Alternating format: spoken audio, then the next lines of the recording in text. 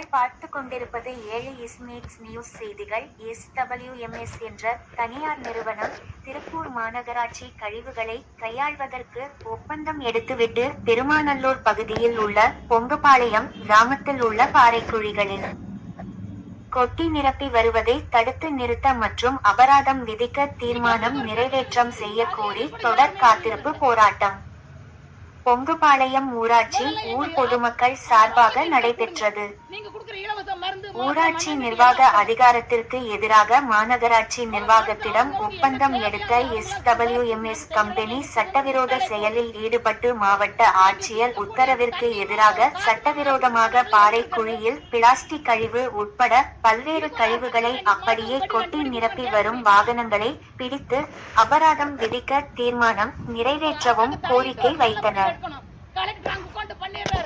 அந்த அதிகாரிகளை வந்து இங்க ஒரு 10 நாளைக்கு இருந்து சோறுன்னு போட்டு அப்ப தெரியும் அவனோட கஷ்டம் என்னன்னு உங்களுக்கு.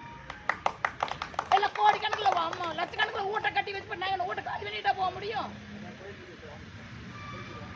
முதல்ல அந்த அதிகாரிகள் வந்து இங்க நாங்க வேணா இலவசமா சாப்பாடு கொடுக்குறோம், அரசாங்கம் மட்டும் போட வேண்டாம், நாங்க கொடுக்குற இலவசமா இருக்கிறதுக்கு இடமும் சோறும் வந்து ஒரு 10 நாளைக்கு இந்த ஊர்ல இருந்து பார்த்துட்டு போக சொல்லுங்க எல்லாத்தையும்.